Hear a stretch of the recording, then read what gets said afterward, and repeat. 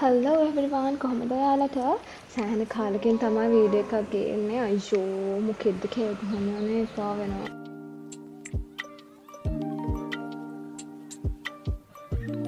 Hello එවරිවාන් කොහොමද ඔයාලට ගොඩ දවසකින් තමයි වීඩියෝ එකක් අරන් එන්නේ මොකද කලින් දවස් ටිකේ මාර විදිහට බිසි වෙලා හිටියා අද මම මුළු සතියට මීල් ප්‍රෙප් කරන්න තමයි යන්නේ. ඊට කලින් අවශ්‍ය බඩු ටික ගෙන්න යන්න ඕනේ. ඉතින් මේ යන්න තමයි රෙඩි වෙලා ඉන්නේ. අපි දැන් යමු. මම මේ වීඩියෝ එක ගන්න දවස්වල මාර විදියට වහිනවා ළමයි පේනවනේ මේ ඔක්කොම යට වෙලා තියෙන්නේ. අපි මේ යන්නේ මහරගම කාගල්සේට බඩු ටික ගන්න. අනේ මට ඒව නම් වීඩියෝ කරගන්න බැරි නම් මේ කෑල්ල විතරයි වීඩියෝ කරලා තිබ්බේ.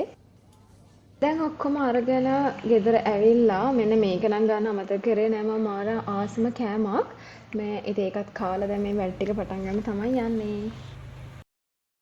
ඉස්සෙල්ලා මම දැන් මේ බත් එක තියාගෙන තමයි යන්නේ මම මේ බත් එකත් සතියේටම අවශ්‍ය ප්‍රමාණයට අරන් තියාගන්නවා මොකද මේ විදිහට මට මීල් ප්‍රෙප් කරාම ඇත්තටම මුළු සතියම මාරම ලේසි මේ මොකද මම වර්ක් කරන නිසා මට ඇත්තටම මීල් ප්‍රෙප් කරන එක මාරම ලේසි අනික මගේ කාලෙත් ඉතුරුයි මීල් ප්‍රෙප් කරද්දී ඇත්තටම මම කෑම පොඩ්ඩක් වෙනස් කරලා තමයි හදාගන්නේ. ඒ කියන්නේ බත් එක විදි දෙකකට උයා ගන්නවා. මීට් වර්ග තව විදි දෙකකට විතර හදා ගන්නවා. මොකද දෙකම විදිහට සතියෙම කන්න බැහැනේ. ඒ හින්දා පොඩි පොඩි වෙනස්කම් කරලා තමයි මම හදාගන්නේ. දැන් මම මේ හදන්නේ එළවලු වලින් ඒ කියන්නේ එළවලු ඔක්කොම දාලා චොප්සි එකක් වගේ එකක් හදන්න තමයි යන්නේ. ඇත්තටම මේ මම එදා හදන්න ගත්තේ චොප්සි එකක්. පස්සේ මට මතක් වුණා මට ඇත්තටම කෝර්න්ෆ්ලවර් ගන්න අමතක වුණා කියලා. ඒ වුණාට අවුලක් නැහැ. ඉතින් ඒ විදිහටම හදලා මට කෝර්න්ෆ්ලවර් විතරයි දාගන්න බැරි වුණේ. ඒක හින්දා මම හිතුවා ඔක්කොම ටික මේ විදිහට ඇඩ් කරලා මොකක් හරි එළවලු වලින් චොප්සි වගේ එකක් හදාගන්න ඕනේ කියලා. ඒකට අවශ්‍ය කරන දේවල් ටික තමයි මම මේ කපා ගන්නෙ. චොප්ස් එකට මම මෙන්න මේ එළවලු ටික තමයි ගත්තේ. තියෙන මට දාන්න පුළුවන් එළවලු ඔක්කොම වගේ මම මේකට දැම්මා ඇත්තටම. මොකද ඉතින් එළවලු කන එක ඇඟට මාරම ගුණයිනේ. ඒ හින්දා මම තියෙන ඔක්කොම ටික මේකට දාගත්තා.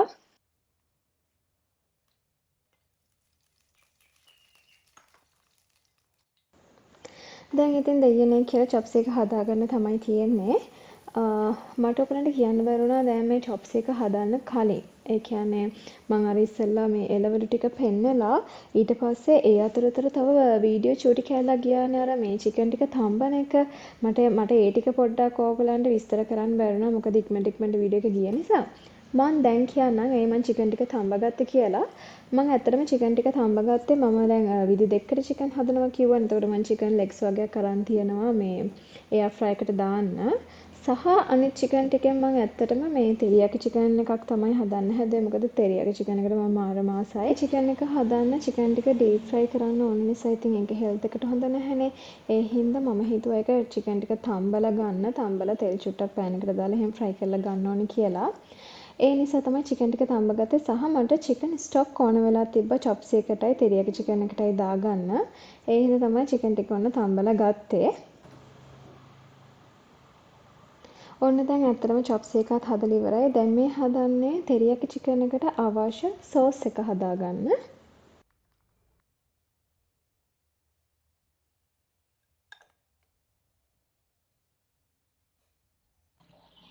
ඇත්තටම මේ චිකන් එක හදන්න ඔයගලන්ට ඩීප් ෆ්‍රයි කරලත් ගන්න පුළුවන්. මම මේ වෙලාවේ ඩීප් ෆ්‍රයි කරන්නේ නැති එකම හේතුව හෙල්ත් එකටත් ගොඩක් හොඳ නැහැ. අනික මම දැන් වීක් එකටමනේ මේ හදන්නේ. එතකොට ඉතින් ඇත්තටම ඩීප් ෆ්‍රයි කරලා ගොඩාක් කල් තියාගෙන එහෙම කන්නත් ඇත්තටම හොඳ නැහැ. ඒ හින්දා තමයි මම මේ විදිහට කරන්නේ. මේ තියෙන අර මම තඹගත චිකන් එක දැන් මේ තෙලට දාලා චුට්ටක් ෆ්‍රයි කරලා ඊට පස්සේ මේ සෝස් එක මම ඇඩ් කරගන්නවා. ඇඩ් කරලා චිකන් ටික ඒකෙම පොඩ්ඩක් තැම්බෙන්න දෙනවා.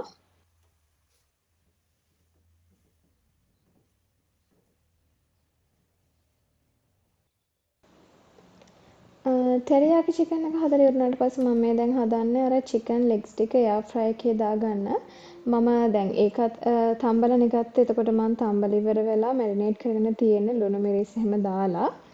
ඒක මේ විදිහට එයාර් ෆ්‍රයි එකේ දාලා මේ වෙලාව ඇත්තටම ගණන් ගන්න එපා. මැස්ස මාර විදිහට මොකද අර මේ චිකන් වල සාමාන්‍යයෙන් එනවනේ පුදුම වදයක් තිබුණේ වෙලාවේ. ඒගොල්ලන් දෙක නම් මෙලෝ වැඩක් කරගන්න බෑ ඇත්තටම. මං හිතනවා ඔයාලගේ වලලත් මේ කරදරේ ඇති කියලා. මම දැන් මේ හදාන්න යන බත් එක මම ඔයගලන්ට කිව්වනේ විදි දෙකකට මම බත් එක හදා ගන්නවා කියලා. මොකද ඉතින් එකම විදිහට කන්න බැහැනේ මුළු සතියෙම. එතකොට මම අර තිබ්බ හාල් වලින් හරියටම half ගන්නවා මේකට. එතකොට මම මේ හදන්නේ දෙහි බඩිරුඟු එහෙම මික්ස් කරලා මේ තමයි මේ රයිස් එක හදාන්නේ. මේක මාරම රසයි. ඔයාලත් හදලා බලන්න. ඇත්තටම රසයි. මං හිතුවේ නෑ එච්චර මේක රස වෙයි කියලා. මොකද මේ වගේ රයිස් එකක් හදපු ෆස්ට් ටයිම් තමයි මේ. මම ඊට කලින් මේ රයිස් එක හදලා තිබුණේ නෑ. සාමාන්‍යයෙන් මේකට කියන්නේ ලෙමන් රයිස් කියලා. හැබැයි ඉතින් ලෙමන් රයිස් එක හදන විදිහටම නෙමෙයි මං හැදුවේ. ඒකට මට ඕන දේවලුත් මම ඇඩ් කරා මේ බඩිරිඟු එහෙම.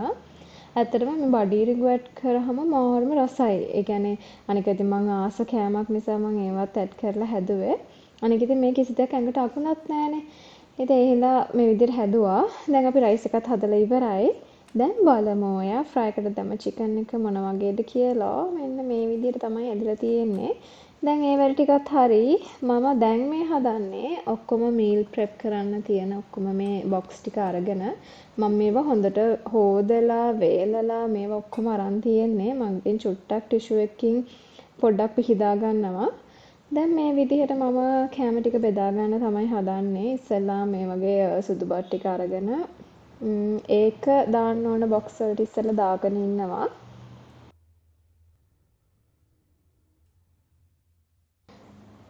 මෙහෙම කෑම ටික හදලා ඉවර වුණාට පස්සේ ඒ කියන්නේ දැනෙන සැනසීම වීක් එක මම අනේ උදේට නැගිටින්න ඕනේ නැහැ උයන්න මට වෙන වැඩක් කරගත්ත හැකි කියලා මතක් කරනකොට මාර සැනසීමක් මේ ඔළුවට දැනෙන්නේ.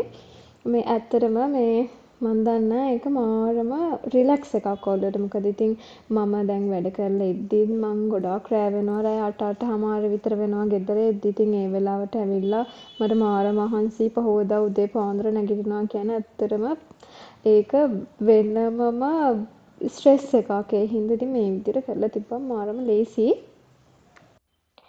ඉතින් මේ තියෙන්නේ මේ අන්තිම මේ වැඩ ටික මේ යන්නේ. ඇත්තටම මේ වෙලාව ඉතින් මේ හරිම ලස්සනයි මේ බොක්ස් ටිකත්. ඉතින් මේ වගේ වීඩියෝස් ඔයගොල්ලෝ දිගටම බලන්න කැමති නම් මගේ channel එක subscribe කරලා තියාගන්න. ආයෙ වීඩියෝ එකකින් එනකම් bye.